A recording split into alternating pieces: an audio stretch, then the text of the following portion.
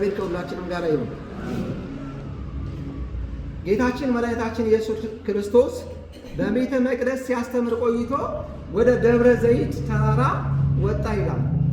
ደብረ ዘይት ተራራ፣ ደብር ተራራ ነው፣ ዘይት ደግሞ ወይራ ነው። እናንተ በሃይማኖታችሁ ጠንክሩ፣ በሃይማኖታችሁ ብርቱ ሁኑ፣ በሃይማኖታችሁ ክቡራን ሁኑ ሲል በደብረ ዘይት ተራራ ላይ ተቀመጠ። በዚህም ጊዜ ነው የጠየቁት ደግሞ ምንድን ነው? ጌታ ሆይ የዓለም ፍጻሜው ምልክቶቹ ምንድን ናቸው እያሉ ከዛም በፊት ግን አንድ ጥያቄ ጠይቀው ነበረ።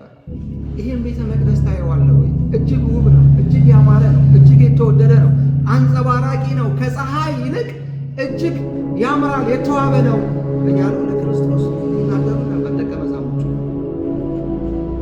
ይህ ለክርስቶስ ምንም አልነበረም። ምክንያቱም የሚፈርስ ስለሆነ በሰው እጅ የተሰራ ስለሆነ እነሱ በስጋ አይን እንዲያደንቃቸው ከፍ ከፍ እንዲያደርጋቸው ነበረ። እውነት እውነት እላችኋለሁ አለ፣ ይህ ቤተ መቅደስ አፍርሼ በ3 ቀን እሰራዋለሁ አላቸው። በዚህ ጊዜ ደነገጡ። እነሱ የደከሙበት የሰለሞን ቤተ መቅደስ፣ እነሱ ወጥተው ወርደው የሰሩበት በብዙ ዋጋ በብዙ ድካም የሰሩትን ቤተ መቅደስ በ3 ቀን አፍርሼ እሰራዋለሁ፣ ድንጋይ በድንጋይ ላይ ሳይፈርስ አይቀርም አላቸው። እውነት ነው። ዛሬም እኛም እንኳን ትልቅ ቤተ መቅደስ ለእግዚአብሔር ብለን የሰራ ነው ወይም ደግሞ ለአምልኮ መፈጸሚያ የምናስቀድስበት፣ የምንጸልይበት፣ የምንድንበት፣ የምንቆርብበት ዋጋ ከፍለን ብዙ ደክመን ልንኖርበት እንችላለን። ግን የዓለም ፍጻሜ መጨረሻው ላይ እነዚህ ይፈርሳሉ። በቃሉ ያፈርሳል። ምንድነው? ቀላያት ይሰነጠቃሉ። ምድር እንደ ብራና ትጠቀለላለች። ሁሉም ይጠፋሉ። ሙታኖች ሁሉ ይነሳሉ። ዓለም አይታው የማታውቀውን ሁሉ ጩኸት ትሰማለች፣ ታያለች ይላል አይደል? አሁን እያየናቸው ያሉት ምልክቶቹን ነው። አንድ ሰው ይታመማል በተለያየ ነገር፣ ወባ ሊያመው ይችላል፣ የተለያየ ህመም ማለት ነው። ህመሙ ግን በአንድ ጊዜ ሊለው ይችላል፣ ራሱን ሊያመው ይችላል። እነዚህ የህመም ምልክቶች እንደሆኑ ሁሉ የዓለም ፍጻሜው ምልክቶች ምንድን ሲሉት ምልክቶቹን አንድ ባንድ ነገራቸው። በየት ተራራ ነው ብያቸዋለሁ? አይሰማም። በምን ተራራ? በደብረ ዘይት ተራራ። ደብረ ዘይት በኢየሩሳሌም አቅራቢያ ያለች ተራራ ነች። ደብር ተራራ ነው ብያቸዋለሁ።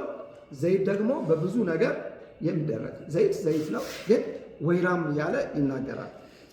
በዛ ተቀምጦ ይሄንን አላቸው። እንግዳውስ ይሄንን ጥያቄ ጠየቁት።